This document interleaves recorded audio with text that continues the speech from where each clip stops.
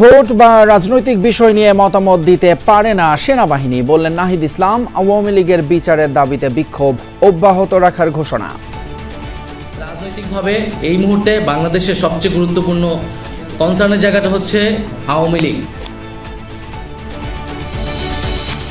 আওয়ামী লীগ পুনর্বাসন ইস্যুতে হাসনাতের Facebook post ঘিরে নানান গুঞ্জন। অন্তর্বর্তী সরকার গঠন নিয়ে তথ্য জানালেন আসিফ মাহমুদ।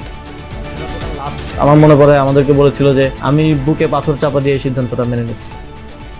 ফ্যাসিবাদী দলকে নিষিদ্ধের দাবিতে বিক্ষোভ।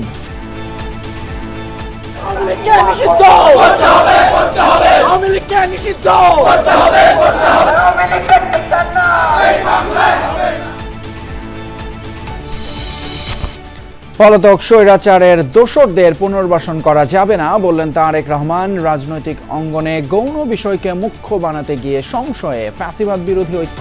সিভিল সোসাইটি এবং পেশাজীবীদের একটি উল্লেখযোগ্য অংশ সেই ফ্যাসিবাদ বা স্বৈরাচারের সক্রিয় সহযোগী হিসাবে আবির্ভূত হয়েছিল।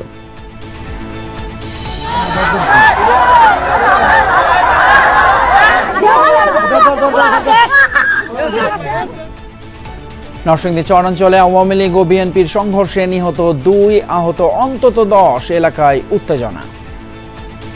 শামসুর মেম্বারে সেই সন্ত্রাসী বাহিনী দিয়ে আমরা আক্রমণ করে আমরা 2টা লোকরে মাইরা ফেলা। এলাকার ভিতরে যে হামলা দিছে বলতে আমার 2টা একটা বাতিজা আমার আপন ভাই দুটারে জাগাত ফায়ার করে মারা লাইছে। গুলশানে সন্ত্রাসীদের গুলিতে নিহত সুমন আগেই পেয়েছিলেন হত্যার হুমকি, দাবি পরিবারের। আধিপত্য নিয়ে দ্বন্দ্ব ছিল প্রতিপক্ষ সেন্টুর সাথে।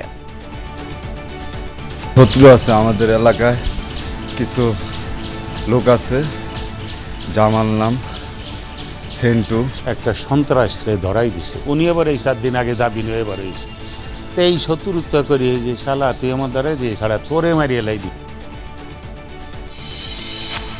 নকল ম্যাগনেটিক কয়েন প্রতারক চক্রে 4 সদস্য গ্রেপ্তার। $1 বিলিয়ন প্রলোভনের ফাঁদ পেতে হাতিয়ে নেয় কোটি কোটি টাকা।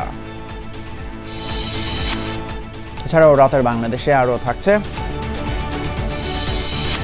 বিদ্যুৎ উপকেন্দ্রে আগুনের ঘটনায় লন্ডনের হিথ্রো বিমানবন্দর সাময়িক বন্ধ। মধ্যরাত নাগাদ বাতিল হতে পারে অন্তত 1300-র বেশি ফ্লাইট।